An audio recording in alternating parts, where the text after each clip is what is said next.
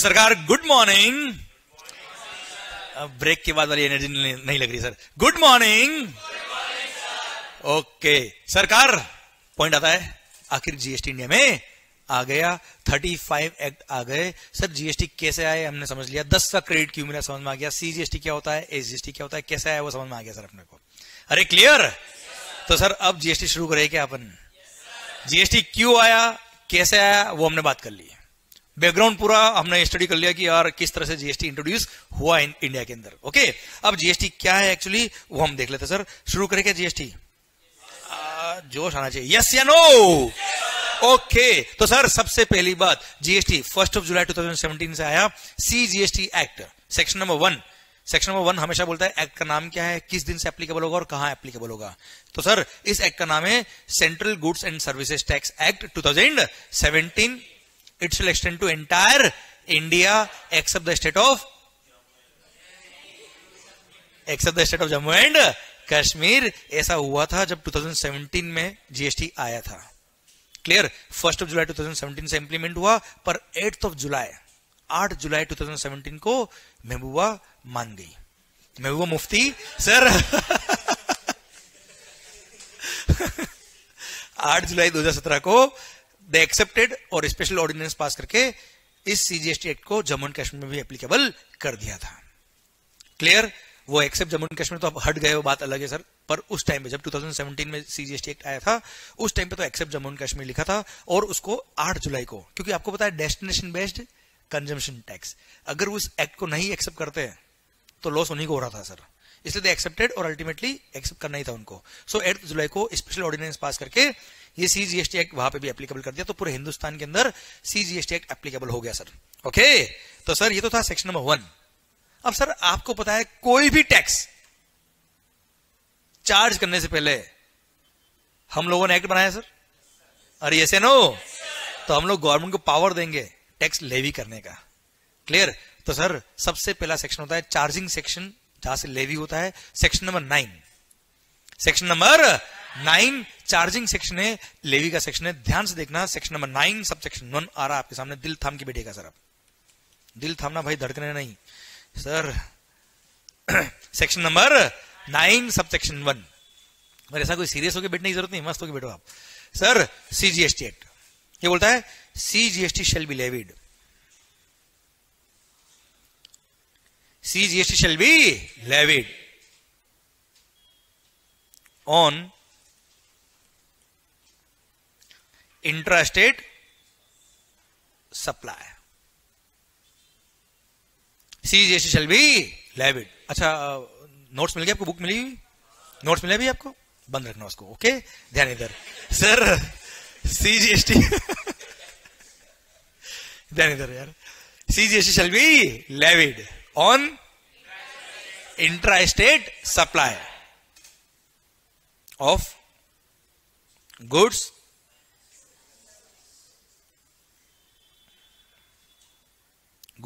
or services or both. Goods or services or both. CGST shall be levied on intra-state supply of goods or services or both, except alcohol liquor for human consumption. मतलब दारू पे GST, लोग तो खुश हो गए, tax free है sir. अरे आपने अल्कोहल लिकर के बिल पे देखा होगा, अभी भी स्टेट एक्साइज और वेट लगता है, हाँ है ना, देखा है आपने बिल पे, है मतलब sir. Sir alcohol liquor for human consumption है बेटा, केवल अल्कोहल लिकर नहीं बोलने का, अल्कोहल लिकर के कमर्शियल यूज भी, इंडस्ट्रियल यूज भी है सर। जैसे दारू दवा में भी काम आता है ना, ये तो बोल रहा हाँ सर मेरे तो सर ये सुबह ब्रश भी अल्कोहल से करता है सर। सर टोबैको लगाता है ब्रश पे और बाकी sir okay alcohol liquor industrial use में भी काम आता है सर, परफ्यूम्स में आता है, दवाई में काम आता है sir.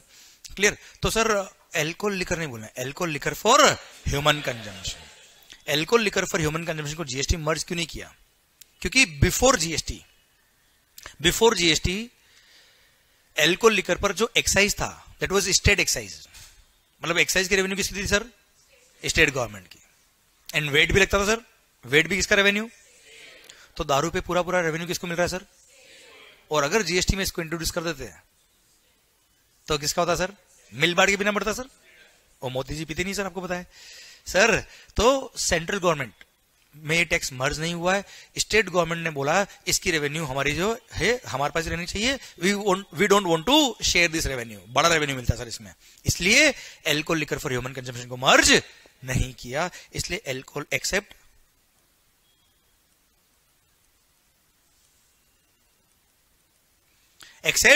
Alcohol liquor for human consumption.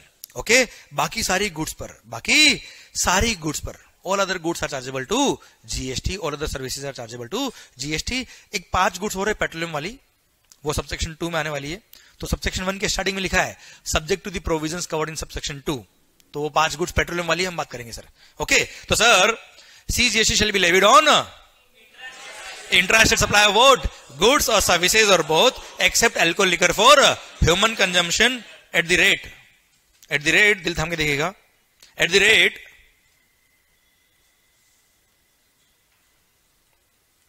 Notified by government. अच्छा सुनो भाई, नोटिफाइड बाय गवर्नमेंट मतलब delegated power, notified by government मतलब ज्यादा डेलीगेटेड पावर क्या है? क्लियर? तो रेट कौन डिफाइन करेगा? कौन सी government? State government, central government. Yes, क्या बोला आपने? पर sir GST council is not the body who can frame the act. Yes, वो क्या करेगी? रिकमेंड करेगी, और जो उसने रिकमेंड किया है उसके बेस पे गवर्नमेंट क्या करेगी? नोटिफाई करेगी। तो सर पूरे जीएसटी में जहां पे भी आ जाए नोटिफाइड बाय गवर्नमेंट, वहां पे 100% क्या लिखा होगा? On the recommendation of the GST. मजा आ गया sir. Notified by government on the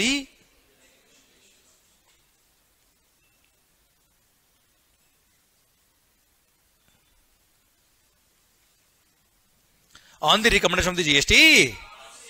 समझे मेरी बात? अच्छा, बाकी सारे एक्ट आप पढ़ेंगे ना बेटा, तो वहां जहां पे गवर्नमेंट को डेलीगेट पावर दिया, वहां नोटिफाइड बाय गवर्नमेंट या delegated by government, power bye the government, ये लिखा है। केवल जीएसटी एक ऐसा एक्ट मिलेगा आपको जहां पे क्या मिलेगा? On the recommendation of the. उसका कारण समझा मेरा? वरना सीजीएसटी और एसजीएसटी साथ में कैसे चलेगा sir? Clear? Done. Okay sir, जल्दी बोलिए वापस से। CGST shall be levied on intra-state supply of what? Goods और सर्विसेज और both except alcohol liquor for at the rate which will be notified by the government on the recommendation of the GST council, but not more than 20%. Not more than, मतलब maximum rate of GST can be 40%. This is, देखिए क्या लिखा है, this is CGST. Maximum rate of CGST can be, maximum rate of SGST can be, maximum rate of GST can be, maximum rate of IGST can be. मजा आ गया ना sir? और क्या चाहिए sir? maximum rate will be 20%. 20% of what?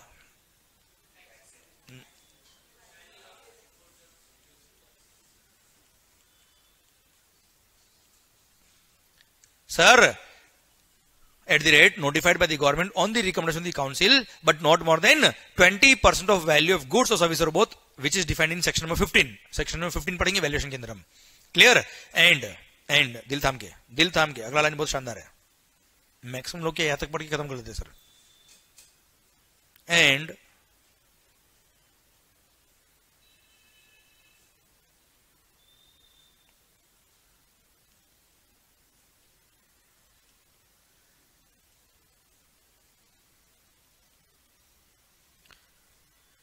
it shall be payable by a,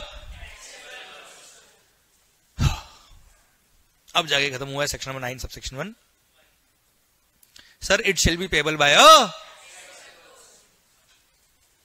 पता है taxable person what is defined in CGST act? इसका इंपॉर्टेंस क्या है? बोल दूं क्या? थोड़ा सा बोल देते sir. Sir taxable person means, वैसे हम डिटेल में बात करेंगे आगे। Taxable person means a person who is registered under GST और is liable to be registered under GST. वापस आराम से, taxable person means a person who is registered under GST और is liable to be registered under GST. Okay मालिक, ठीक है। अभी केवल आइडिया दे रहा हूं मैं आपको इसका। जनरली 20 लाख का लिमिट है threshold limit for registration sir. Generally कुछ केस में अलग भी, वो छोड़ो अभी आप। 20 लाख का लिमिट है for registration, threshold limit for registration under GST. अगर मेरा टर्नओवर 20 लाख क्रॉस कर गया तो आई एम लायबल फॉर रजिस्ट्रेशन। और कुछ अलग एक्सेप्शन भी है, बात करेंगे बात में, मैं उसकी बात नहीं कर रहा अभी आपसे। मान लो मेरा टर्नओवर 20 लाख क्रॉस हो गया, मैंने रजिस्ट्रेशन के लिए अप्लाई नहीं किया। Am I still liable to be still liable to pay the tax? आवाज नहीं आ रही है? वाई? क्योंकि I am a taxable person. Why I am a taxable person? मैंने रजिस्ट्रेशन नहीं कराया, कोई बात नहीं, I am liable for registration, it means I am and once I am a taxable person, tax is required to be paid by me. अब customer से collect करूं ना करूं, मेरे को पे करना पड़ेगा सर। ये तो ठीक है, ये तो कॉमन सेंस में हर कोई बोल देता सर। मेरा पॉइंट आपसे है, I am not liable for registration. मेरा turnover 20 lakh cross, I am not at all liable for registration. पर फिर भी मेरे को लगा कि यार करा लेता रजिस्ट्रेशन यार। मैंने वॉलंटरी जीएसटी में रजिस्ट्रेशन करा लिया। पहली बात तो ये, you can apply voluntarily also for registration. अगर आप ऑल्दो लायबल नहीं हो, फिर भी if you want you can do so. Okay, मैंने वॉलंटरी रजिस्ट्रेशन के लिए apply, now I am a registered person. और once I am a registered person, I am a, क्यों टैक्सेबल पर्सन? मतलब a person who is, although मैंने क्या ले लिया? वॉलंटरी रजिस्ट्रेशन लिया। I am not liable for registration since I have taken the registration, so I am a taxable person and once I am a taxable person, now I am liable for pay the tax. I am liable to pay the tax. Why? Because I am a. इसलिए GST के अंदर अगर आपने registration ले लिया तो very next supply से ही आपको क्या करना पड़ेगा? टैक्स कलेक्ट करना पड़ेगा कस्टमर से और गवर्नमेंट को पे करना पड़ेगा, क्योंकि you are now taxable person. Service tax VAT में ऐसा नहीं होता था sir. Service tax VAT excise में ऐसा नहीं होता था। अगर आपने रजिस्ट्रेशन करा दिया पर आप अगर थ्रेशोल्ड लिमिट से कम हो तो यस आपको एग्जम्पशन मिलता था। यहां पे ऐसा नहीं है। पिक्चर समझ में आई आपको? पूरी चार्जिंग सेक्शन में मैं कवर हो गया हूं, हाँ है ना। चलिए, ये तो मैंने एक बात शुरू कर लिया आपसे। चलिए वापस से हम चार्जिंग सेक्शन पढ़ते हैं। सेक्शन नंबर 9 सब सेक्शन 1 क्या बोलता sir? CGST shall be levied on intra-state supply of what? Except alcohol liquor for at the rate which will be notified by the government on the recommendation of the GST Council, but sir not more than 20% of what? Value of goods or service or both, and it shall be payable by a taxable माहौल। तो sir यही अगर SGST होता तो भी same होता। SGST act में in fact section number भी सेम है, सब सेक्शन नंबर भी सेम है सर। यहां पे सीजीएसटी लिखा, वहां क्या लिखा होता? एसजीएसटी, बाकी सब कुछ सेम। अच्छा आईजीएसटी एक्ट होता तो IGST will be levied on inter state supply of what? goods or service or both except alcohol liquor for human consumption at the rate notified by the government on the recommendation of the GST Council, but not more than 40% of what? Value of goods or service or both, and it shall be payable by a taxable। पक्का? तो यार CGST हो, SGST हो या IGST हो, levy कब हो रहा है सर ये? हाँ जी सही बोल रहे हो, बोलो आप। देखो यार एक चीज ध्यान रखना, जितनी चीजें मैं आपको पढ़ाऊंगा ना उससे ज्यादा चीजें आप मेरे को पढ़ाएंगे, ठीक है? व्हाट आई वांट मैंने बोल दिया और आपने याद कर लिया, कोई मतलब नहीं है। मैं किसी फ्लो में चल रहा हूं और आपने अपना बोल दिया, मजा आ गया, घर जाके याद ही नहीं करना है सर। समझे मेरी बात? अपने आप आना चाहिए आंसर, दैट्स इट। सर मेरा पॉइंट आपसे ये है कि सीजीएसटी हो या एसजीएसटी हो या आईजीएसटी हो, लेवी कब हो रहा है सर? आवाज नहीं आ रही हो? लेवी का मतलब क्या होता है सर? टैक्स चार्ज होना, टैक्स लगना, इंपोज होना। ऐसा कौन सा आप काम कर रहे हो जिसकी वजह से जीएसटी लग रहा है? सप्लाई। हाँ है ना सर? ऐसा कौन सा आप काम कर रहे हो जिसकी वजह से टैक्स लग रहा है? ऐसा कौन सा वो इवेंट है, ऐसा कौन सा वो इवेंट है जिसके होने पर ये टैक्स लग रहा है? सर उस इवेंट को बोलते हैं क्या? Taxable event. वो इवेंट जिसके होने पर एक पर्टिकुलर टैक्स लगता है, इसको बोलते हैं क्या? Taxable event. And the taxable event under GST is, आवाज नहीं आ रही हुई, भले वो इंट्रास्टेट हो, इंटरस्टेट हो, बात की बात है सर। सीजीएसटी लगे, एसजीएसटी लगे या आईजीएसटी लगे, वो बात की बात है, पर जीएसटी लगता कब है sir? So taxable event under GST is supply. ये किसने बताया? कहां बताया? यस सही बोल रहे हो। एक्ट में क्या बताया सर? 9(1) ने क्या बताया सर? कि ये एक्टिविटी करने पे क्या लगेगा? जीएसटी लगेगा, जीएसटी चार्ज होगा। That's why this section is called. Yes sir.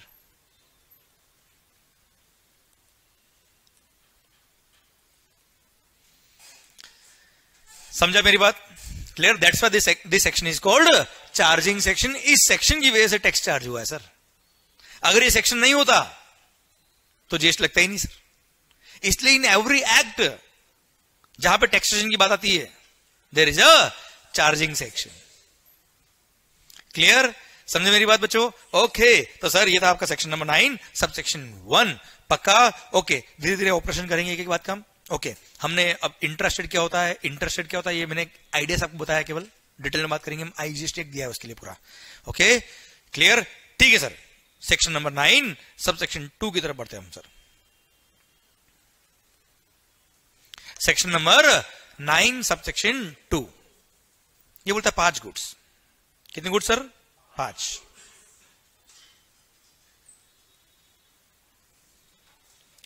Goods petroleum वाले गुड्स सर। इन पे जीएसटी लगेगा but from a date to be notified by the government on the recommendation of the GST council. वो 5 goods कौन कौन सी sir? Petroleum crude, मैं बोलता हूं petroleum crude, high speed diesel sir, motor spirit जिसको पेट्रोल बोलते हैं सर, एविएशन टर्बाइन फ्यूल जो फ्लाइट्स में काम आता है sir, and natural gas. 5 goods वापस से बोलेंगे। Petroleum crude, high speed diesel, motor spirit common known as petrol, aviation turbine fuel and natural gas. ये 5 गुड्स ऐसी है जिसपे जीएसटी लगेगा but from a date to be notified by the government on the recommendation of the GST. समझे मेरी बात बेटा? और अब तक गवर्नमेंट ने इसको नोटिफाई नहीं किया क्योंकि maximum rate of GST can be 40%। और इधर तो 100% टैक्स चार्ज कर रहे हैं सर पेट्रोल डीजल पे। समझे मेरी बात? क्लियर? इसलिए इसको अब तक मर्ज नहीं किया। पेट्रोल पे सर एक्साइज भी है और वेट भी है, दोनों लगता है सर। सेंट्रल गवर्नमेंट को भी जा रहा है और स्टेट को भी जा रहा है सर इस पे। Okay clear? अब तक ये मर्ज नहीं हो तो 8% कितनी गुड्स है जिसपे जीएसटी नहीं लगता है? 8% कितनी गुड्स है जिसपे जीएसटी नहीं लगता है? 6। घूम लो और झूम लो, हाँ है ना, दोनों पे जीएसटी नहीं है। क्लियर? 5 पेट्रोलियम आइटम और 1 alcohol liquor for human consumption sir, दोनों पे अभी जीएसटी नहीं।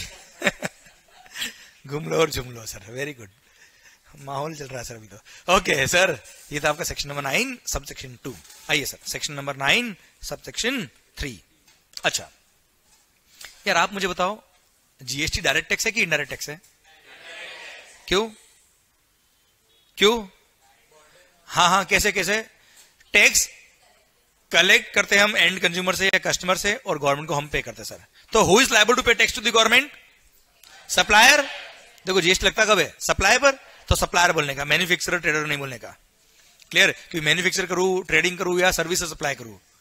क्लियर? जीएसटी लेवी कब होता है सर? सप्लाई। सारे चीज सप्लाई पे आ गई सर। ओके तो GST will be levied on supply.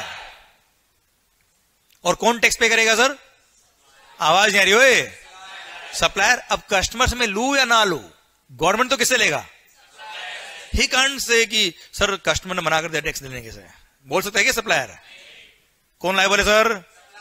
पर कुछ केसेस में गवर्नमेंट को लगा कि यहां पर सप्लायर से टैक्स कलेक्ट करना बड़ा ही मुश्किल है, ना हो पाएगा, तो वहां गवर्नमेंट ने क्या कर दिया? सिस्टम को रिवर्स कर दिया और बोल दिया रेसिपिएंट तुम ही टैक्स पे करोगे। क्या बोल दिया सर? रेसिपिएंट तुम ही टैक्स पे करोगे। उसको बोलते हैं क्या? Reverse charge mechanism. वो आ रहा है सेक्शन नंबर 9 सब सेक्शन 3 में। गवर्नमेंट क्या बोलता है सर? ध्यान से देखना, ध्यान से देखना।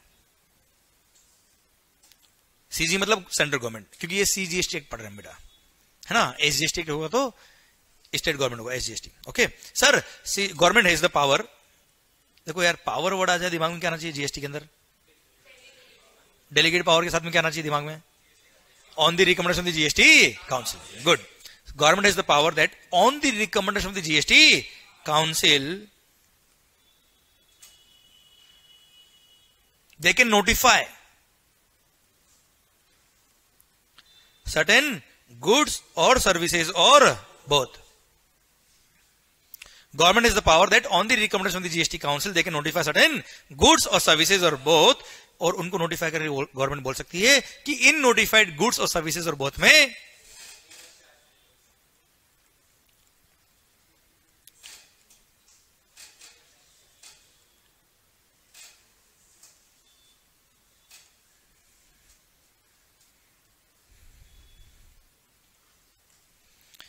recipient shall be liable to pay the tax to the government and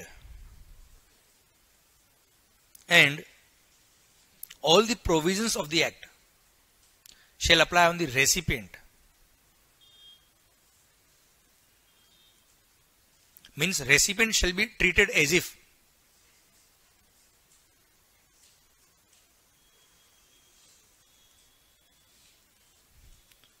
he is the person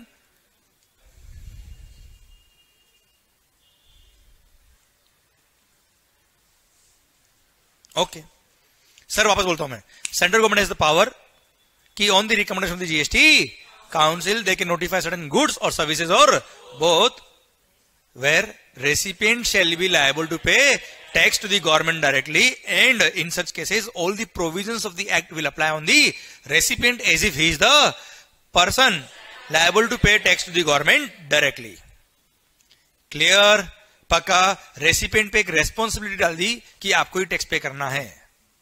clear? और हां, आपको ही टैक्स पे करना है, मतलब चॉइस नहीं है सर, चॉइस नहीं है, ये कंपल्शन है। शैल लिखा है यहाँ पे, ही में ऐसा नहीं लिखा है कि वो चाहे तो पे कर दे, नहीं तो ठीक है चलेगा, ऐसा नहीं है भाई। क्लियर? तुम पे करो, नहीं पे करो तो हम देख लेंगे आपको। समझे मेरी बात? They shall be liable to pay tax to the government directly. Clear? Under reverse charge mechanism. समझे मेरी बात बेटा? या और लिख देता हूं, under RCM.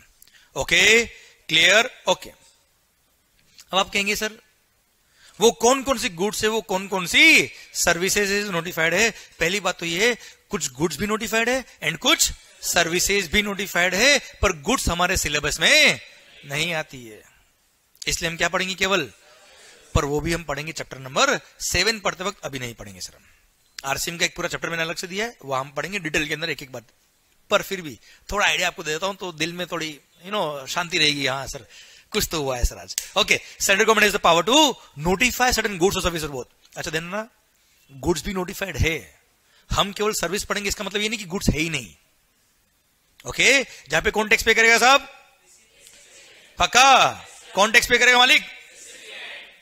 Recipient will be liable to pay the tax to the government directly and recipient will be treated as if he is the person liable to pay tax to the government directly. अच्छा एक बात ध्यान रखना, अगर कोई line में 2-2, 3-3 बार repeat कर रहा हूं, कोई कारण है उसका, और वो कारण आपको हो सकता है थोड़ी देर बाद समझ में आए, ये भी ध्यान रखना। ये मत समझना कि साला क्या बोल कर रहा है, ठीक है? कुछ बातें हो सकता है जो आपको अभी नहीं समझ में आएगी, वो कुछ कनेक्ट करूंगा तो लगेगा ओह ये क्या हो गया। ओके, वो आने दो थोड़ा टाइम। ये जैसे मैंने पर्सन को बोल्ड मार्क किया है, इसका मीनिंग अभी आपको नहीं पता, देश के 70% लोगों को नहीं पता इसका, पर बताऊंगा थोड़ी देर बाद आपको। सर 90%, 70 मैंने कम बोल दिया है। सुनना बात को ध्यान से सरकार। अब सर आखिर ये रिवर्स चार्ज क्यों आया, आरसीएम क्यों आया यार? गवर्नमेंट को क्या सिस्टम कॉम्प्लिकेट करना था? कहीं पे सप्लायर को लायबल कर दो, कहीं को रेसिपिएंट को लायबल कर दो, सिस्टम ऐसा कॉम्प्लिकेट कर दो कि लोग बस सीए के पास ही पहुंचे। ऐसा ऐसा गवर्नमेंट कौन? तो कुछ सोच समझ के रखा होगा सर। अब सर हमने आखिर रिवर्स चार्ज रखा तो क्यों रखा? एक एग्जांपल ले ले सर। नहीं ले क्या एग्जांपल? ओके सर मान लो, हाँ तो मैंने बोलता हूं ना मान लो, तो आपको बोलना है मान लिया। देखो यार मान लो ओके, आपने आउट ऑफ इंडिया से इंडिया में कोई सर्विसेज ली सर, सर्विसेज गुड्स नहीं, गुड्स इंपोर्ट करने पे लगता है क्या? कस्टम्स। सर्विसेज इंपोर्ट करने पे क्या लगता है मालिक? जीएसटी, आईजीएसटी लगता है सर। ओके सर, आपने कुछ सर्विसेज आउट ऑफ इंडिया से इंपोर्ट करी, value of service suppose 1 crore. Out of India से आपने इंडिया में कुछ सर्विसेज इंपोर्ट करी, वैल्यू थी कितनी सर? 1 CR। उस पर जीएसटी है। अब आईजीएसटी है क्या वो छोड़ो, अभी आप बेसिक चल रहा है sir. Suppose 18% is the tax. कितना हो गया sir?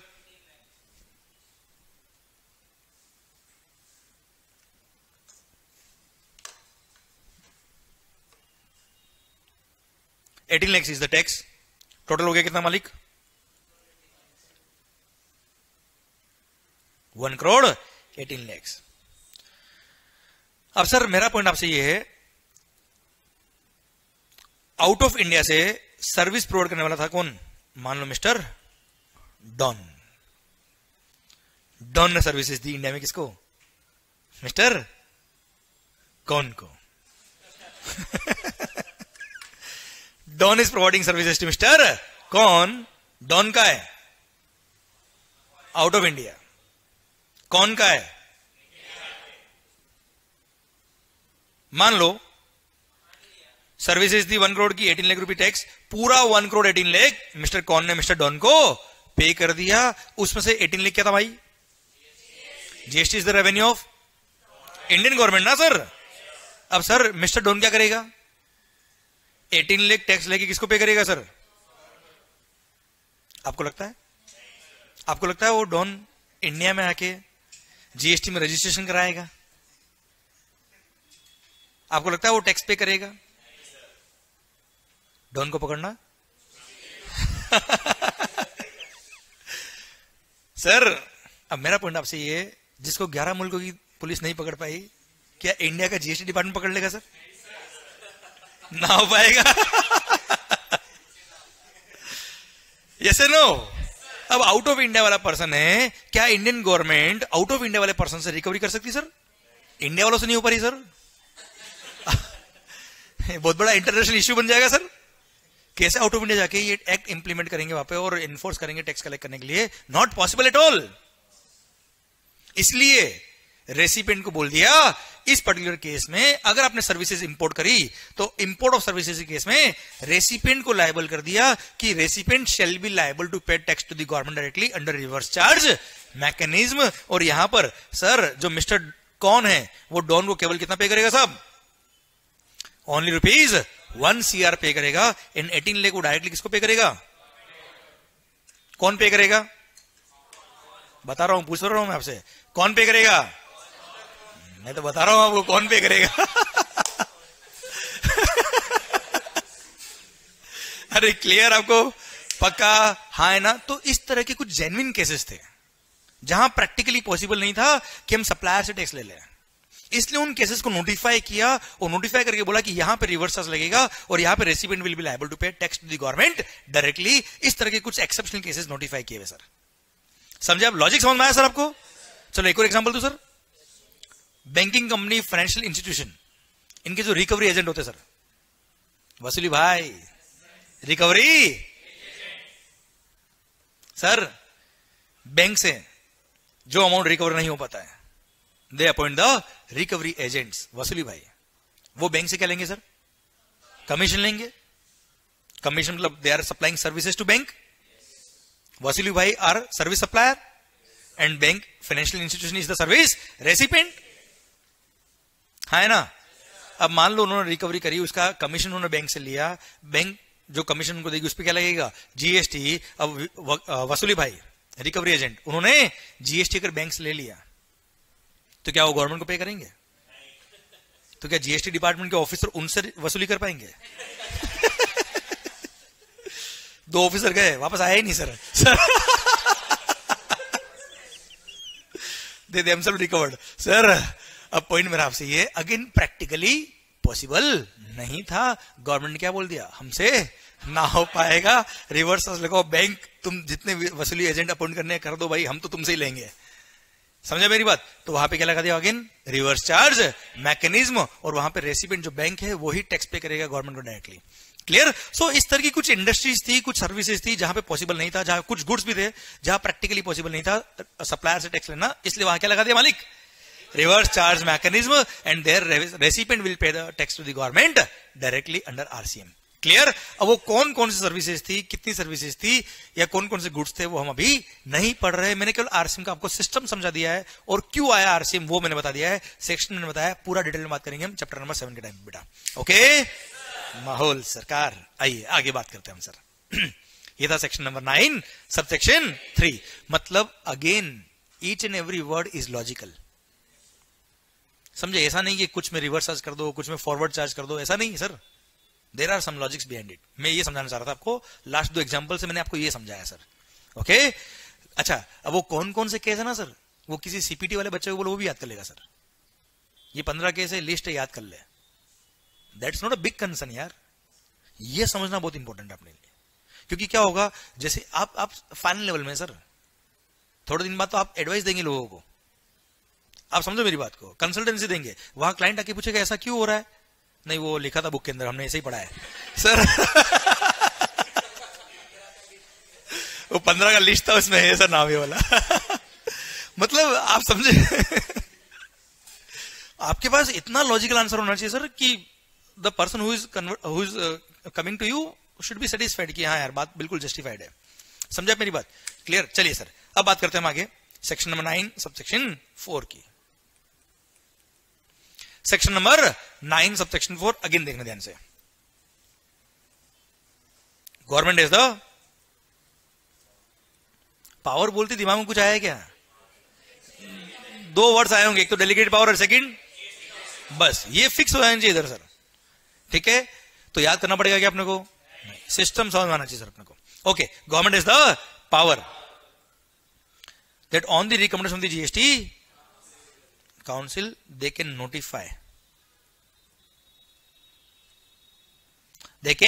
notify certain goods or services or both। ध्यान से सुनना, ध्यान से समझना इसको। they can notify certain goods or services or both, और ये बोल दिया कि ये goods or services or both अगर, ध्यान से, if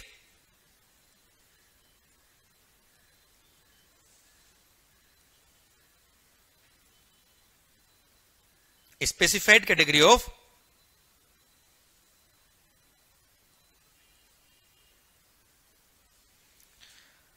registered person परचेज करता है, किससे?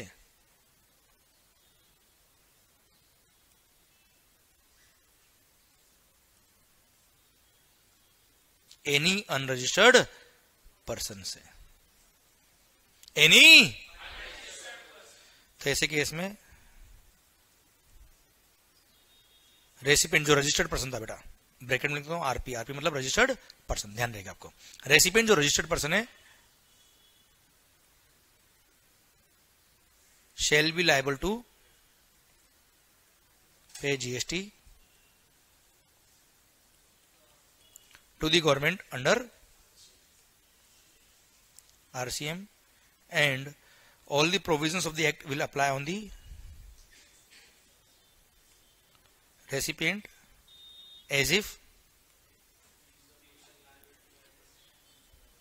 he is the person liable to pay tax to the mahol। Okay sir, he is the person liable to pay the tax to the government। Okay, full stop। Section number 9 sub section 4, ध्यान से सुनना वापस से बेटा, अभी मैंने लिखा है कल, अब बोल रहा हूं मैं।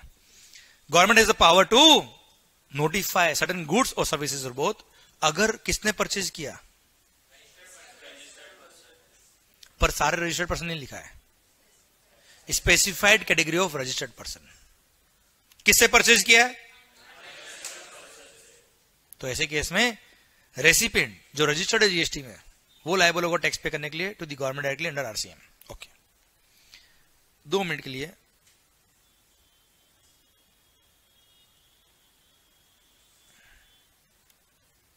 इन 2 वर्ड्स को भूल जाओ अभी आप, है ना, 2 मिनट के लिए। सेक्शन में क्या लिखा है, अगर कोई रजिस्टर्ड पर्सन, अगर कोई किससे परचेज करता है, तो कौन टैक्स पे करेगा, रेसिपिएंट जो रजिस्टर्ड है बेटा।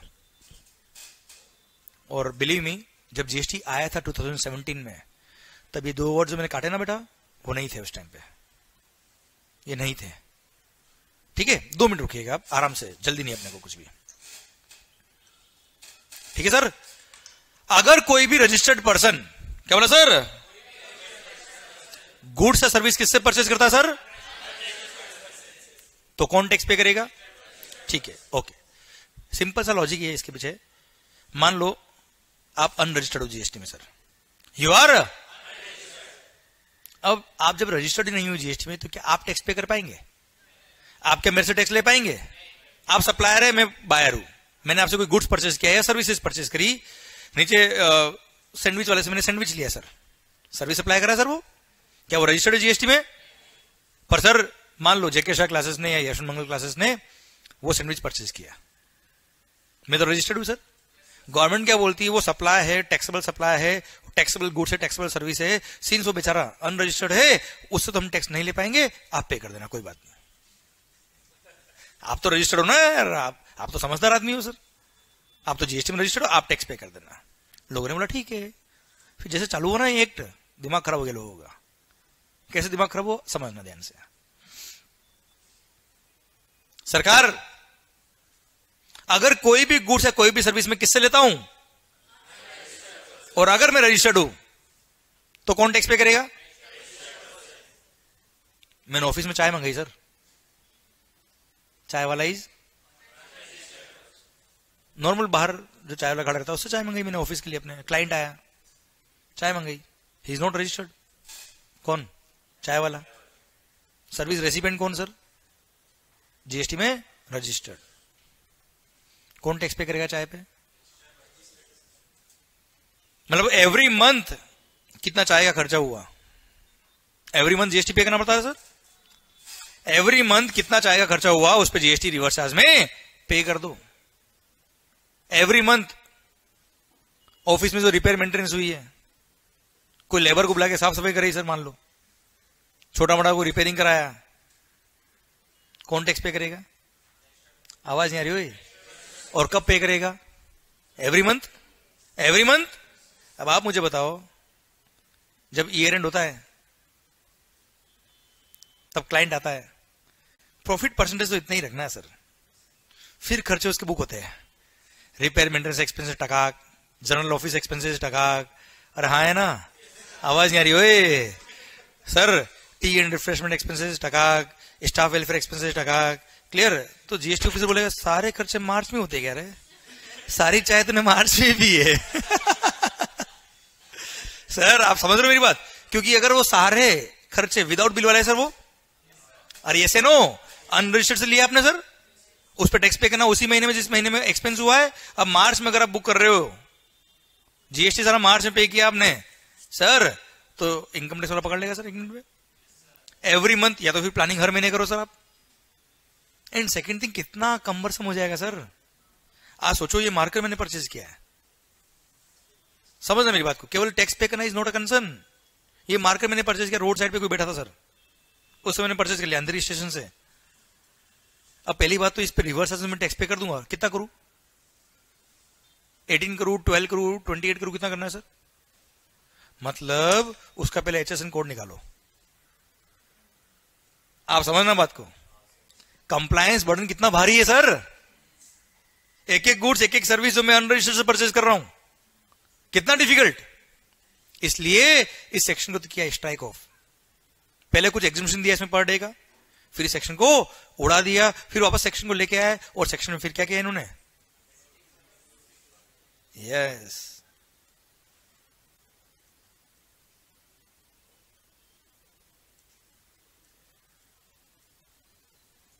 तब जाके इन्होंने क्या किया, specified category of registered person के लिए ही सेक्शन रखा और सर वहां पे बोल दिया केवल किसके लिए, बिल्डर्स के लिए ओनली। बिल्डर्स जिसको प्रमोटर बोलते हैं टेक्निकल टर्म में, वो लायबल है। इस सेक्शन के लिए भी नोटिफाई किया है। अगेन चैप्टर नंबर 7 में हम इसको पढ़ेंगे सर। पर एज ऑफ नाउ 8 प्रेजेंट केवल और केवल promoters are notified under this section. और प्रमोटर अगर जैसे सीमेंट, बिल्डर्स हूं तो करो रहे हैं, बिल्डर्स सीमेंट कहां थी सर उनको, अगर उन्होंने सीमेंट अनरजिस्टर्ड से परचेज करी, क्या करते हो, खर्चा बुक करने के लास्ट में सीमेंट इतना लगा, ये लगा, अनरजिस्टर्ड से परचेज किया, वो बिल ले लेते फालतू केवल विदाउट जीएसटी वाले। क्लियर। सीमेंट किसी से भी परचेज किया अनरजिस्टर्ड से कर, तो रिवर्स चार्ज में किसको पे करना है, बिल्डर को टैक्स पे करना है सर। क्लियर। कोई भी कैपिटल गुड्स, कोई भी मशीन उन्होंने परचेज करी अनरजिस्टर्ड से, तो अगेन किसको टैक्स पे करना है, रजिस्टर्ड पर्सन जो बिल्डर उसको टैक्स पे करना है सर। और कुछ अलग गुड्स भी नोटिफाई करिए, हम बात करेंगे पूरा डिटेल के अंदर। पर 8% केवल प्रमोटर ही लायबल है। हाँ, मैंने प्रमोटर से पहले आपको दूसरी जो स्टोरी बताई वो इसलिए बताई कि इस सेक्शन का आपको इंपोर्टेंस समझ में आया।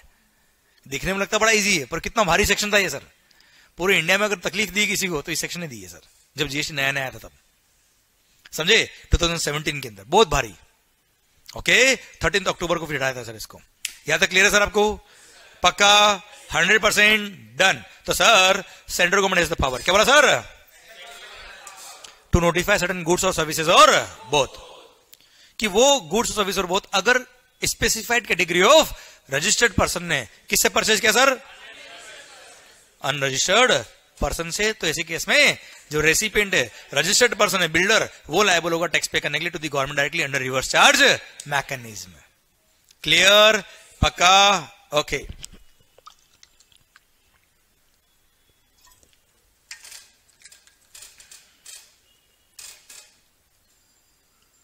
ये है सेक्शन नंबर 9 सबसेक्शन 4। आइए सेक्शन नंबर 9 सबसेक्शन 5, बहुत ही शानदार, बहुत ही शानदार, मजा आएगा सर आपको। सेक्शन नंबर 9 सबसेक्शन 5, दिल थाम के देखिएगा। गवर्नमेंट हैज द पावर, जल्दी बोलो, गवर्नमेंट हैज द पावर, आगे के लिखूं मैं, government has the power that on the recommendation of the GST council they can notify, दिल थाम के देखिएगा, कुछ चेंज होने वाला है यहाँ पे, दे कैन नोटिफाई सर्टेन, ओहो सरकार क्या कवर है यहाँ पे, केवल आवाज नहीं आ रही, क्या है sir, government is the power that on the recommendation of the GST council they can notify certain goods, नहीं है भाइयों,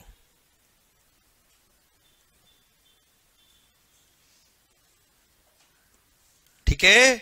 बाकी सारे सेक्शन में गुड्स और सर्विसेज और बोथ, यहां पर only and only services are covered. Okay, ध्यान से, government is the power that on the recommendation of the GST council they can notify certain services, और सर्विसेज को नोटिफाई करके बोल सकते हैं कि if these services are supplied, if notified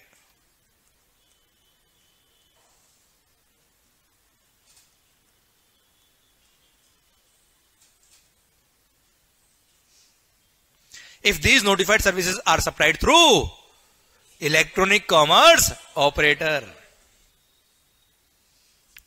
Ola, Uber, urban club, जिसका नाम अभी अर्बन कंपनी हो गया है ना बच्चों, सर स्विगी आ गया इसमें, स्विगी भी, Swiggy Zomato.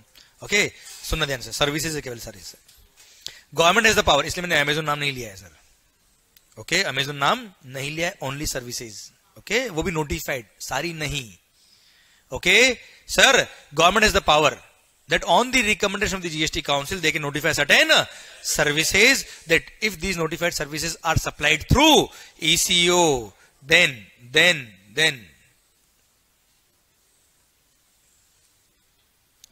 ECO shall be liable to pay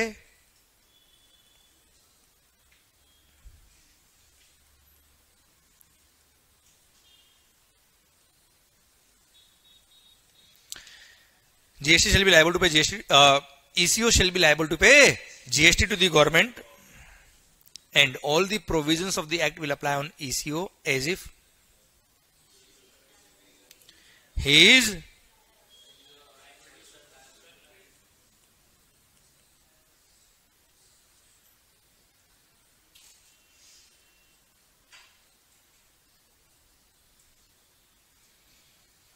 the अभी मजा आएगा, रुको थोड़ी देर. As if he is the supplier of such services. Full stop.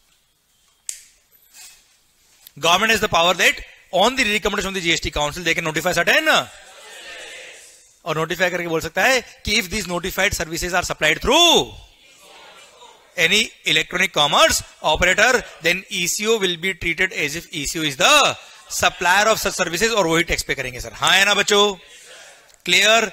Okay. 8 present कुछ सर्विसेज नोटिफाइड है, 8 प्रेजेंट कुछ सर्विसेज नोटिफाइड है. Again section number 9 sub section 5 detail में हम पढ़ेंगे चैप्टर नंबर 7 में. 9.3, 9.4, 9.5 तीनों मैंने वहां पढ़ा है सर आपको. क्लियर? पर जस्ट आइडिया देने के लिए, सेक्शन 9 चल रहा है सिंस, इसलिए आइडिया दे रहा हूं आपको. कुछ सर्विसेज नोटिफाइड है, एग्जाम्पल के लिए Ola, Uber, Swiggy, Zomato, urbanclub.com, goibibo.com, hotel booking वगैरह, मेक माई ट्रिप वगैरह होटल बुकिंग के लिए. ओके ये कुछ कवर्ड है यहां पर. ठीक है, एग्जाम्पल दिए मैंने, सारे नहीं पढ़ा है आपको. ओके एक एग्जाम्पल लेते हैं, उससे आपको चीज समझ में आएगी क्या हो रहा है आखिर. ओके चलिए सर एग्जाम्पल लेते हैं. सबसे पहले किसका? ओला का. टैक्सी है ना, जो बहुत कॉमनली आजकल हम लोग यूज कर रहे हैं सर. ओके तो सरकार ओला कैब की बात कर लेते हैं हम सर. प्रैक्टिकली सोचते हैं कि आखिर ये क्यों आया. आगे हम क्या बात कर रहे हैं? क्यों आया. ठीक है ना, कैसे आया, क्या आया, वो सब बात कर लेंगे. क्यों आया पहले पढ़ लेते हैं हम सर. मेरा पॉइंट आपसे ये है, मान लो आपको अंधेरी से जाना है कहां? चर्च गेट. आपने ओला कैब बुक करी सर. मैंने क्या कहा? हूं चलते रहा करो बीच में. यस जरूरत नहीं है ज्यादा, हूं तो होना ही चाहिए सर बीच में. सर आपको जाना है अंधेरी से चर्च गेट. आपने ओला ऐप आपके पास थी, आपने ओपन किया, आपने सर बुकिंग के लिए जो भी प्रोसेस था वो किया. एंड सर मान लो वो टैक्सी ड्राइवर में था सर. हाँ चलने दे sir. Sir okay nearest taxi मेरी थी सर. मैं टैक्सी लेकर पहुंच गया सर आपको. ओके अब सर मैं आपके पास आ गया सर. आपने डेस्टिनेशन डाल दिया और सर हम कहां पहुंच गए? चर्च गेट, जहां आपका लोकेशन था वहां मैंने आपको ड्रॉप किया. मान लो फेयर था ₹700.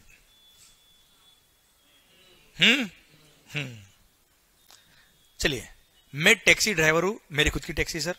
मैंने ओला ऐप पे अपनी टैक्सी को रजिस्टर करा हुआ है सर. एंड आपने ओला ऐप के थ्रू बुकिंग ली और टैक्सी मेरी आई और मैंने आपको सर्विसेज देके लोकेशन पे ड्रॉप कर दिया सर. पहला क्वेश्चन मेरा आपसे ये, सर्विस रेसिपिएंट कौन है सर? पैसेंजर? अरे हाँ है ना. चलिए सर्विस सप्लायर, मेरे को कोई टेक्निकल आंसर नहीं चाहिए सर, है ना, कॉमन सेंस में बात करें हम. सर्विस सप्लायर कौन है? टैक्सी ड्राइवर या ओला? आपको सर्विसेज दी किसने? टैक्सी वाली. टैक्सी ड्राइवर ने दी है, ओला ने दी है? टैक्सी ड्राइवर ने दी. पर थ्रू किसके बुक हुआ है ये? ओके चलिए सर्विस सप्लायर कौन? टैक्सी वाला. सर्विस रेसिपिएंट कौन? अब आपको लगता है ये टैक्सी ड्राइवर की शक्ल देख के बताओ, क्या आपको लगता है ये इतना ऑर्गेनाइज सेक्टर से है कि ये टैक्स पे कर दे, जीएसटी में रजिस्ट्रेशन करा के हर महीने रिटर्न फाइल कर दे सर? आपको लगता है ये? आवाज नहीं आ रही ओए. पर सर ओला उबर, स्विगी, इंडी से सैंडविच वाला. इसलिए गवर्नमेंट बोला यार ये टैक्सी वाले तो टैक्स पे नहीं कर पाएंगे, हम इनसे ले भी नहीं पाएंगे. ओला ये तो बड़ा आदमी सर, पकड़ लो इसको. एंड बोल दिया Ola you are liable to pay the tax to the government directly and you will be treated as if you are the.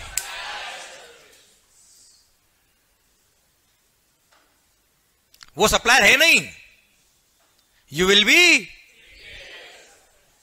B treated as if you are the supplier of such services. अरे हाँ है ना.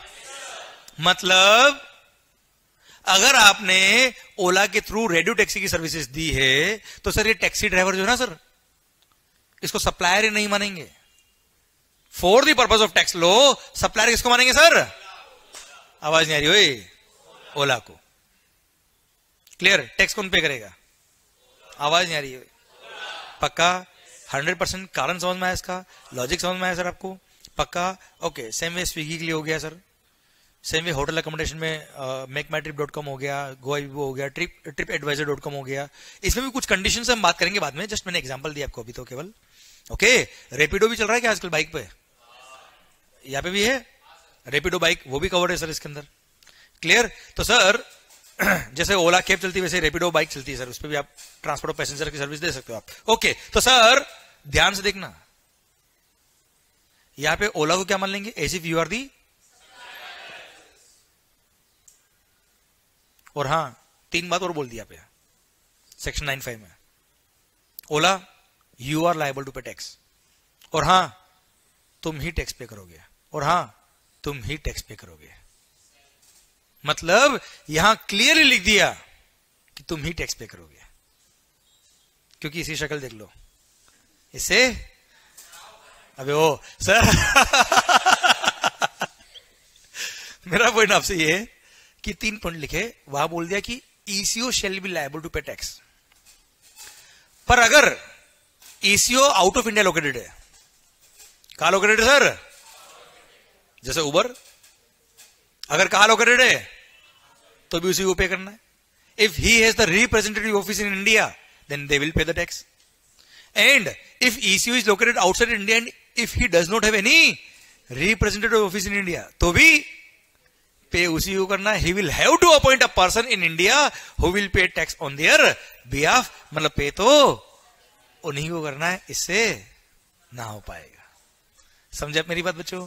Clear? तो sir ये है section number 9 subsection 5। यहां पे कुछ सर्विसेज नोटिफाइड है, गुड्स कवर नहीं है। एक और बात, सारी सर्विसेज नहीं है, केवल कुछ नोटिफाइड सर्विसेज है, वही यहां पे कवर है, कोई और कवर नहीं है। क्लियर? पक्का? 100% डन। तो सर अब एक बात और, 9(5) ये भी तो रिवर्स चार्ज हुआ ना सर? अरे ये भी तो रिवर्स चार्ज हुआ ना सर? ये तो हिंदुस्तान गलती कर रहा है। रिवर्स चार्ज किसको बोलते मालिक? जहां पे रेसिपिएंट टैक्स पे करता है। 9(5) में कौन टैक्स पे कर रहा है? आवाज नहीं आ रही ओए? मैंने 9(5) शुरू करते वक्त ही पूछा था कि ये जो टैक्सी वाली सर्विस थी, इसमें सप्लायर ऑफ सर्विस कौन? Taxi driver. रेसिपिएंट कौन? पैसेंजर। क्या पैसेंजर टैक्स पे कर रहा है? पैसेंजर टैक्स पे कर रहा है। पैसेंजर टैक्स पे करता तो क्या बोलते हैं हम? RCM, reverse charge mechanism. यहां पैसेंजर टैक्स पे नहीं कर रहा सर, यहां पे रेसिपिएंट भी टैक्स पे नहीं कर रहा, ये टैक्सी ड्राइवर भी पे नहीं कर रहा। कौन पे कर रहा? ईसीओ। और ईसीओ को बोल दिया कि you will be treated as if you are the, है ना? देखना भी, देखना ध्यान से देखना भी। 9(4) में क्या लिखा था भाई? As if you are the. आवाज नहीं आ रही सर? Recipient will be liable to pay tax and recipient will be treated as if he is the person liable to pay tax. 9(3) में देखो क्या लिखा था sir? Recipient will be liable and he will be treated as if he is the. तो recipient को केवल एक काम दिया गया कि तू टैक्स पे कर देना। इधर तो पूरा दुकान ही उठा के दे दी उसको कि as if you are the. ये एक वर्ड ने कमाल कर रखा है सर, ये एक वर्ड ने कमाल किया हुआ है कि सर यहां पे सप्लायर कहलाएगा। सर यहां पे इसके टर्नओवर में अकाउंट होगा। हूं ही नहीं कर रहे यार, मैं तो नहीं पढ़ा रहा सर। यहां पर इसका टर्नओवर है, ये 9394 में उसकी परचेज है। वो 9394 में इनवर्ड सप्लाई है, वो रेसिपिएंट है, उसकी वो इनवर्ड सप्लाई है। यहां पे क्या है? उसकी आउटवर्ड सप्लाई है, ये उसकी सेल मानी जाएगी सर। हाँ है ना बच्चों? यस और नो? डन। सेक्शन नंबर 9 खत्म होता है। अब बात समझ में आपको मेरी है? पक्का? एक एक वर्ड के मीनिंग समझ में आ रहे सर आपको? क्लियर? Okay good. तो सर सेक्शन नंबर 9 पूरा चार्जिंग सेक्शन समझ में आपको सर? Section number 9(1), 92, 93, 94, 95। ओके, मैं एक बार फटाफट से सारे सबसेक्शन रिपीट कर रहा हूं सो दैट आपके यहाँ पे फिट हो जाए सर पूरा। Section number 9 charging section. Section number 9 subsection 1 ये कहता है कि सीजीएसटी शैल बी लेविड। देखो इसी सेक्शन में वाला लेवी होगा सर, इसलिए इसको बोलते हैं क्या, charging section. CGST shall be levied on intra state supply of vote goods और सर्विसेज और both except alcohol liquor for human consumption at the rate notified by the government on the recommendation of the GST Council, but not more than 20% of what value of such goods or services or both, and it shall be payable by a taxable person। भले registered हो या ना हो, अगर liable to register है तो याद आया, और वॉलंटरी रजिस्ट्रेशन कराया तो भी टैक्सेबल पर्सन है साहब। ओके तो सर वैसे रजिस्ट्रेशन करते वक्त हम बात करेंगे इसके बारे में वापस से, पर फिर भी यहां पढ़ाना बहुत जरूरी था आपको लोग। ओके इसलिए जीएसटी के अंदर वॉलंटरी रजिस्ट्रेशन कराया उस दिन से आपकी टैक्स लायबिलिटी चालू हो जाती है, भले आपका टर्नओवर क्रॉस हो या ना हो। सेकंड बात, सेक्शन नंबर 9 सबसेक्शन 2 ये बोलता है क्या, 5 गुड्स, पेट्रोलियम क्रूड, ये नाम आपको याद होना चाहिए ना बेटा, ठीक है ध्यान रखना, petroleum crude, high speed diesel, motor spirit commonly known as petrol, aviation turbine fuel and natural gas, ये 5 गुड्स ऐसी जिनको गवर्नमेंट नोटिफाई करेगा on the recommendation of the council, उसके बाद इन पे जीएसटी लेवी होगा, अभी लेवी नहीं होता। तो at present these are the 6 goods which are non taxable supply under GST, जिन पे जीएसटी नहीं लगता, घूम लो और झूम लो। क्लियर, पक्का? ओके तो सर सेक्शन नंबर 9 सबसेक्शन 3 कहता है रिवर्स चार्ज मैकेनिज्म। यहां पे गवर्नमेंट के पास पावर है कि वो चाहे तो on the recommendation of the GST council they can notify certain goods और सर्विसेज और बोथ, और वहां नोटिफाई करके बोल सकता है कि यहां पर इन केसेस में recipient shall be liable to pay tax to the government directly under reverse charge mechanism, and all the provisions of the act will apply on recipient as if he is the person liable to pay tax to the government directly. हाँ है ना। Section number 9 subsection 4 बोलता है government के पास power है कि वो चाहे तो नोटिफाई कर सकता है कुछ गुड्स और सर्विसेज और बोथ को, वो अगर specified category of registered person ने परचेज किया, किससे, किसी भी अनरजिस्टर्ड पर्सन से, तो ऐसे केस में रेसिपिएंट जो रजिस्टर्ड पर्सन है वो लायबल होगा टैक्स पे करने के लिए under RCM, and he will be treated as if he is the person liable to pay tax to the government directly. Clear? And sir section number 9 subsection 5 Ola Uber वाला, section number 9(5) कहता है government के पास power है कि on the recommendation of the GST council they can notify certain services, और notify कर दिया अगर सर्विसेज को, तो ऐसे केस में उन नोटिफाइड सर्विसेज को अगर आपने ईसीओ के थ्रू सप्लाई किया तो such ECO shall be treated as if he is the, मजा आ गया सर, वर्ड्स पकड़ लिए आपने, क्योंकि उसकी इंपॉर्टेंस पता पड़ गई। इसको 4 बार याद भी कर लेते ना सर सेक्शन को, तो शायद वो मजा नहीं आता सर, और शायद 2 दिन बाद भूल जाते हैं सर। अब शायद इसको भूलोगे नहीं, मेरे को लगता है कि यहां पे सप्लायर लिखा है और वहां पर्सन लिखा है, समझे मेरी बात? तो रटने में और समझने में ये फर्क है। क्लियर? समझे मेरी बात? ओके, इंट्रा स्टेट हो या इंटर स्टेट हो, जीएसटी लेवी कब होता है सर? इंट्रा हो या इंटर हो, taxable event under GST is, सबसे important term under GST is supply. The term supply is defined in section number 7। दिल थाम के बैठेगा सर, आ रहा है आपके सामने क्या, supply. Section number 7, section number 7 ने डिफाइन किया सप्लाई क्या होता है। ओके सर, अब सेक्शन नंबर 7 क्या कहता है, ध्यान से देखना sir. Section number 7 subsection 1 sir, section number 7 subsection 1,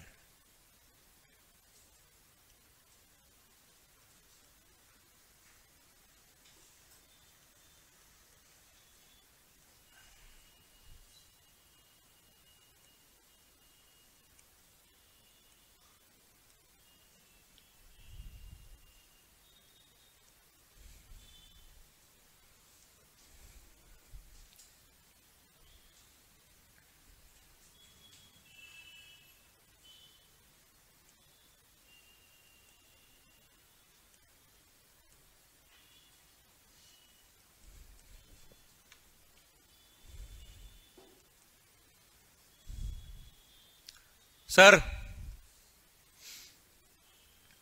section number 7 subsection 1 फिर clause A double A B C, section number 7 subsection 1A, फिर section number 7 subsection 2 clause A B, section number 7 subsection 3 close ए और close B, तब जाके यहाँ पे लगेगा क्या, full stop. Okay सरकार, शुरू करते हैं हम क्या, section number 7 subsection 1। Section number 7 subsection 1 क्या कहता है, सप्लाई, बहुत भारी है सर ये वर्ड, वापस बोल के बताओ एक बार, सप्लाई। वीडियो क्लास चल रहा ना सिस्टम, ओके। सप्लाई,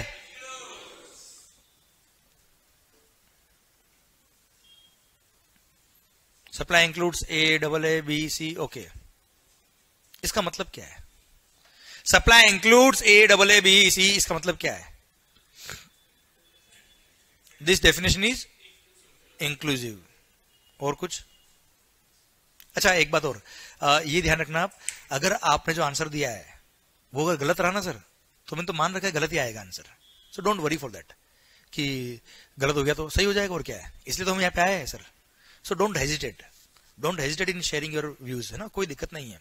मैंने कोई क्वेश्चन पूछा है, आपने आंसर दिया, आंसर सही नहीं है, मैं तो मान के चलो आपको कुछ भी नहीं आता है यार, जो आ रहा है वो बोनस ही है, इसलिए डोंट हेजिटेट, बोलना सीखो, कोई दिक्कत नहीं है सर, क्लास के अंदर बोलना इज बहुत इंपॉर्टेंट। सर सप्लाई इंक्लूड्स का मतलब क्या है, ए बी सी, मतलब क्या है इसका, इंक्लूसिव नॉट एग्जॉस्टिव, ओके, मतलब सिर्फ इतना ही नहीं है, और हो सकता है, पक्का, इसके अलावा भी हो सकता है। अच्छा अगर ये लिखा था सप्लाई मीन्स एबीसी, तो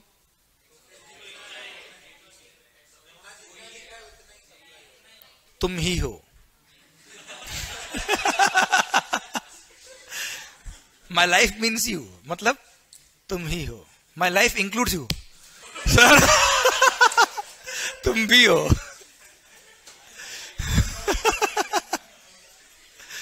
योर सिलेबस इंक्लूड्स जीएसटी, क्या वो ही है, नहीं समझे, law makers are so smart, they have used each and every word very carefully, and वही हमको समझ में आना चाहिए सर, and the way they have framed, उसी वे में हमको समझ में आना चाहिए सर। सप्लाई मतलब तुम भी हो, हाँ है ना, समझे मेरी बात, फ्लर्ट कर रहे सर हमारे साथ, सर तुम भी हो, तुम ही हो नहीं है, क्योंकि नया एक्ट आया 2017 में। वैसे अगर हम ये पढ़ेंगे ना A B C U double A, इसके बाद कुछ बचेगा नहीं वैसे तो, पर फिर भी लॉ मेकर्स ने थोड़ा सा केयरफुल होते हुए इंक्लूड्स लिखा है सर यहाँ पे, सो दैट कोई इनको रेस्ट्रिक्ट नहीं कर पाए, कोर्ट ऑफ लॉ के अंदर कभी ये हारे नहीं सर। ओके तो सर सबसे पहले बात शुरू करते हैं हम, supply includes clause number A.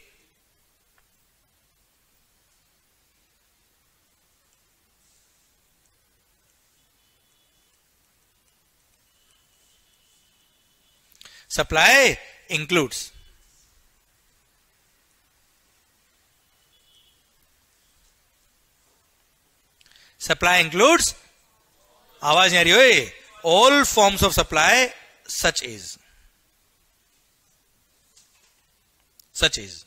sale, exchange, barter, transfer, lease, license, rental और disposal। लिखता हूं रुको, sale,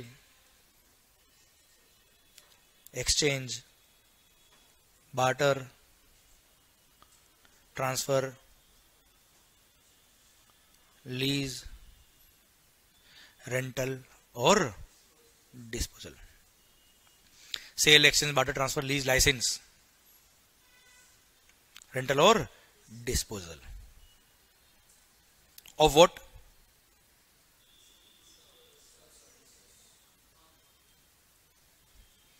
गुड्स और सर्विसेज और बोथ। बात करते हैं, एक एक वर्ड की बात करेंगे हम।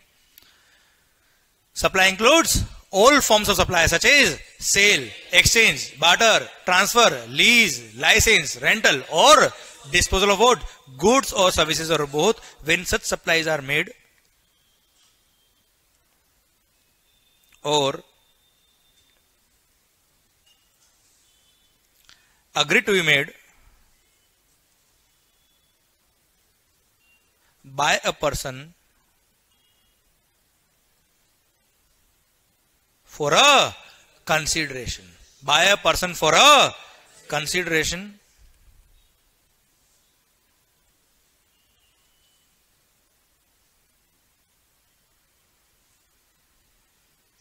In the course or furtherance of his business, full stop. Okay, the term supply, section number 7 subsection 1 clause number A चल रहा भाई ये, और ऊपर लिखा टॉप में क्या, supply includes all forms of supply. देखो पहले वर्ड में बात खत्म कर दी सर इन्होंने, कुछ भी हो, क्योंकि जीएसटी जब आया तब नॉट ओनली गुड्स, सर्विसेज भी मर्ज हुई ना सर. मैंने कहा ना यस बोलने में थोड़ा दिक्कत आता है, हूं कर लिया करो सर, अभी नहीं बोलू तब sir. Supply includes all forms of supply, क्योंकि सारा गुड्स हो या सर्विस हो सारे टैक्स मर्ज कर दिए ना सर इन्होंने, इसलिए all forms of supply such is. अच्छा ये भी एग्जांपल्स है, वैसे सब कुछ कवर कर लिया है, फिर भी ये सच इज, समझे, सच इज सेल. ये मार्केट मैंने आपको सेल किया ₹10,000 में सर, कितने में, मंगल्स सर.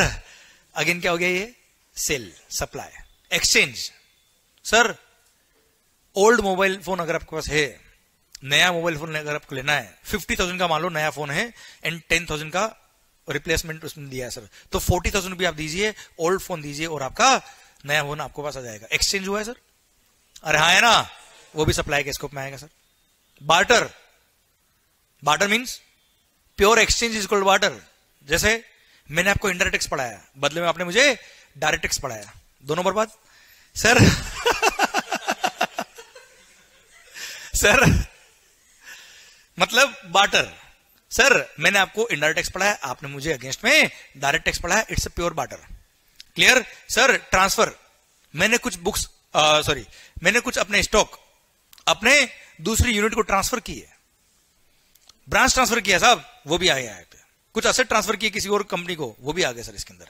लीज पे दिया है, फाइनेंस लीज हो या ऑपरेटिंग लीज हो सर. सॉफ्टवेयर का लाइसेंस मैंने आपको यूज करने के लिए दिया है, अरे हाँ है ना, वो लाइसेंस भी इसमें कवर हो गया. रेंटल, ये हॉल हमने रेंट पे लिया है, कोई गुड्स मैंने रेंट पे दिया है आपको, अरे यस या नो.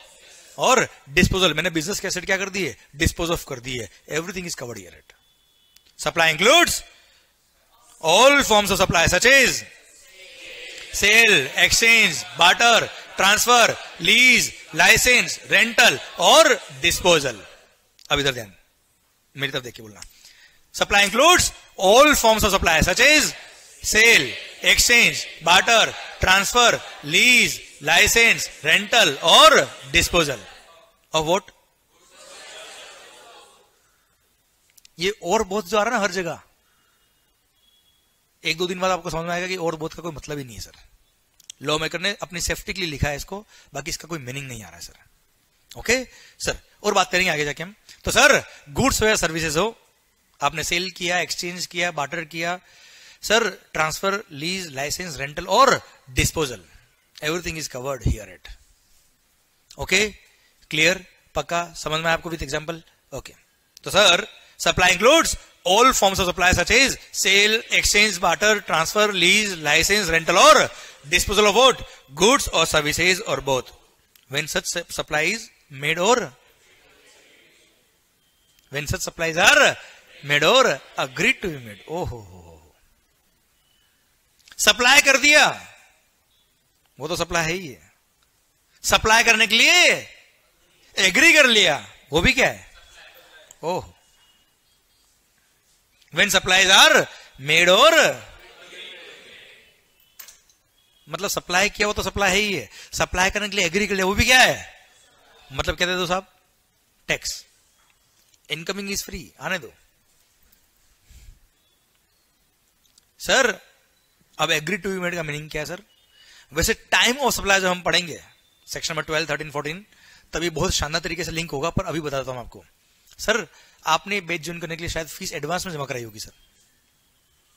ये क्लास ज्वाइन करने के लिए आपने फीस एडवांस में पे करी सर. मैंने क्या कहा, हूं चलने दिया करो सर. अब जब आपने फीस जमा कराई होगी, आपको जो इनवॉइस आया होगा उस पर जीएसटी होगा sir.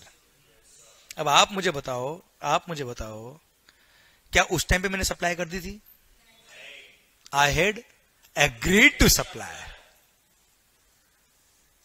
I had agreed to supply such goods और सर्विस और बोथ, तो भी मेरे को क्या पे करना है साहब? जीएसटी पे करना है। मतलब अगर मेरे को एडवांस रिसीव हुआ है, क्या रिसीव हुआ सर, तो भी मुझे टैक्स पे करना पड़ेगा, भले वो गुड्स का हो या पर। गुड्स के केस में गवर्नमेंट ने एडवांस पे टैक्स एग्जिम कर दिया, बात अलग है सर, वो हम पढ़ेंगे टाइम ऑफ सप्लाई पढ़ते वक्त। तो एट प्रेजेंट केवल सर्विसेज के एडवांस पे ही टैक्स पे करना पड़ता है आपको, गुड्स के एडवांस पे हम पढ़ेंगे, टाइम ऑफ सप्लाई तो बात करेंगे। अभी तो जस्ट मैंने आपको लिंक किया कहां से चीजें बनती है सर, क्लियर? चलिए सर, इसके आगे कंटिन्यू करेंगे हम कल से। रहा है ना, टाइम हो गया ना सर? ओके, लेट तो नहीं हो रहा है? बोर तो नहीं हो रहे हो?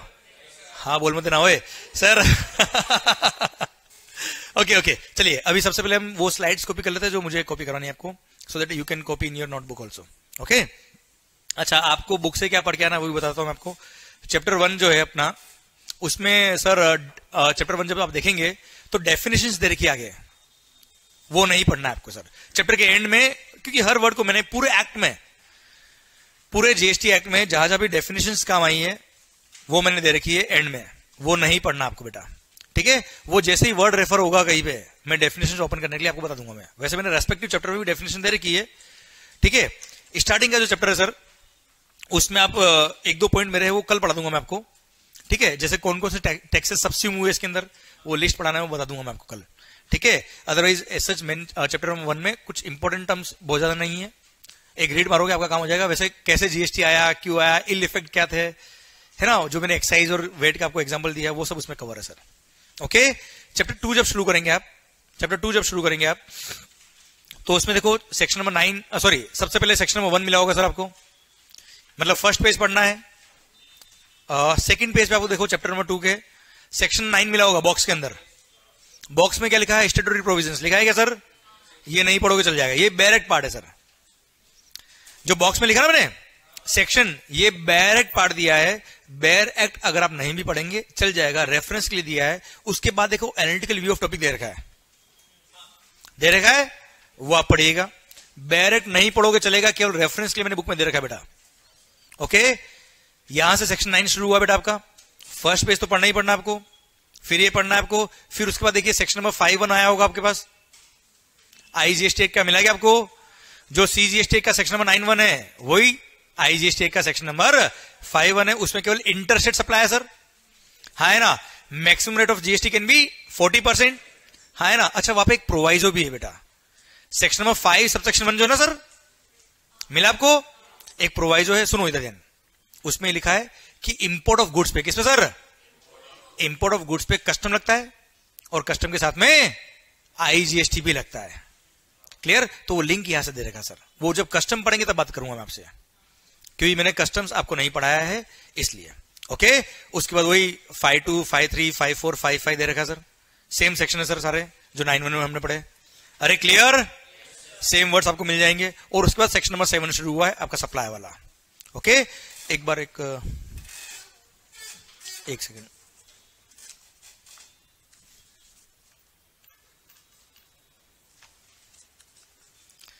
सेक्शन नंबर 7 जहां शुरू हुआ है, अगेन स्टार्टिंग में मैंने डायरेक्ट पार्ट दे रखा है, स्टैट्यूटरी प्रोविजंस दे रखा है, मिला आपको बच्चों, वो आपको अभी नहीं पढ़ना है, ठीक है। उसके बाद मैंने जो सप्लाई का एनालिटिकल डिस्कशन शुरू किया है, उसमें भी फर्स्ट पैराग्राफ जो मैंने दे रखा है आपको, गुड्स और सर्विसेज की डेफिनेशन है, ये मैंने आपको अभी नहीं पढ़ाई है, अभी नहीं पढ़ना है। केवल आप तो ये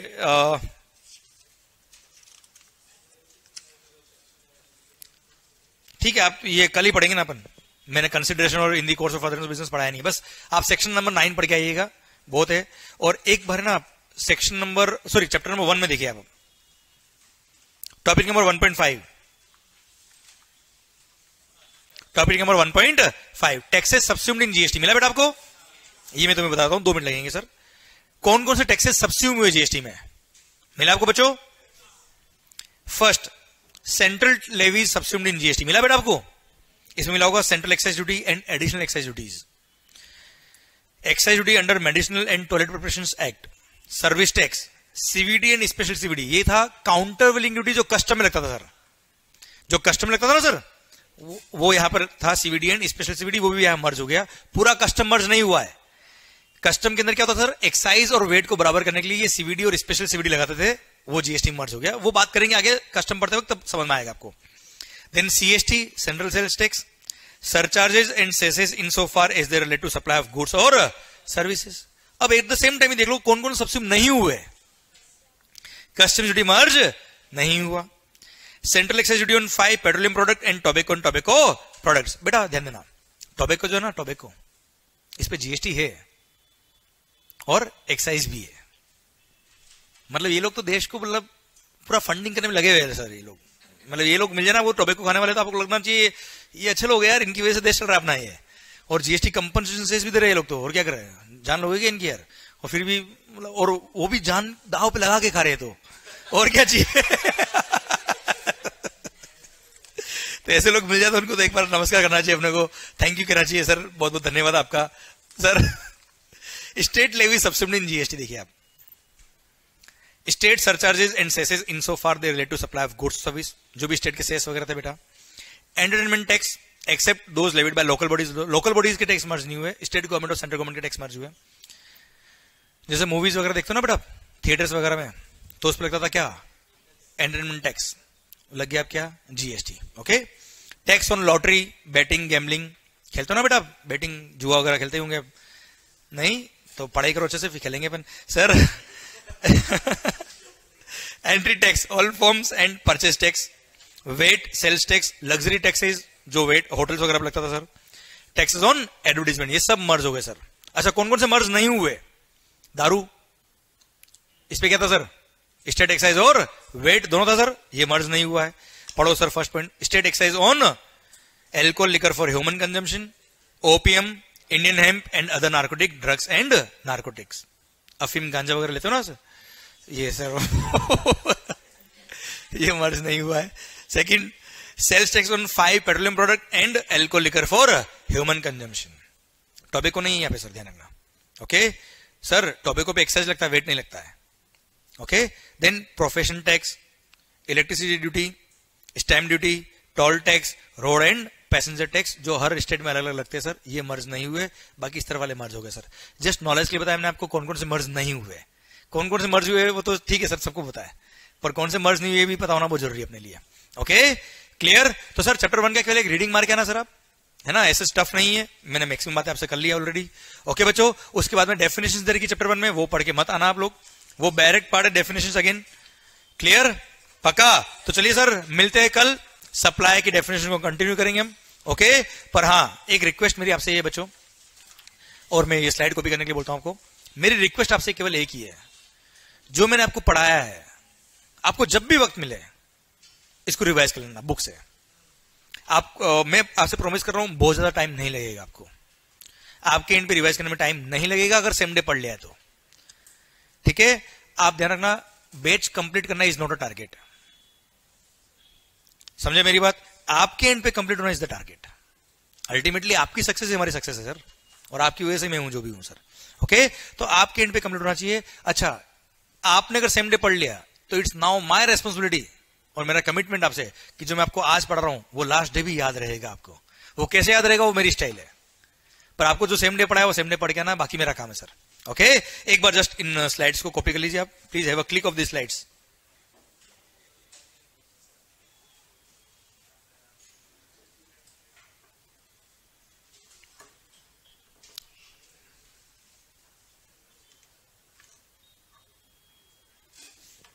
हो गया कॉपी?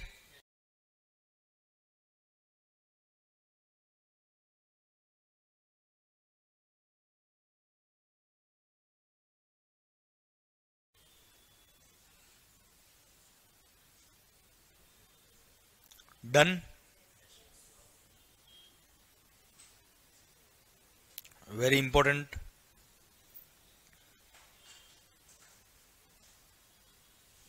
ओके पेन एग्जाम है सर, समझा? वेट एंड एक्साइज दोनों साथ में एक साथ, सीजीएसटी और SGST sir. Okay 35 acts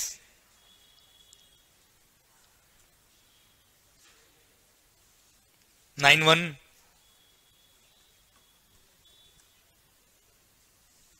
done. Taxable event GST 925 goods, फिर 93 RCM. Don con is very important again. 94 RCM. Okay. 95 Ola Uber, forward charge mechanism, not reverse charge. Okay, FCM forward charge mechanism. Then supply, कोरा कागज, जिंदगी अपनी ऐसी है sir. Sir ये कल हम पढ़ेंगे पूरा, अभी इसको ठीक है कल बताया मैंने आपको। Okay, thank you so much, पढ़ के आइएगा।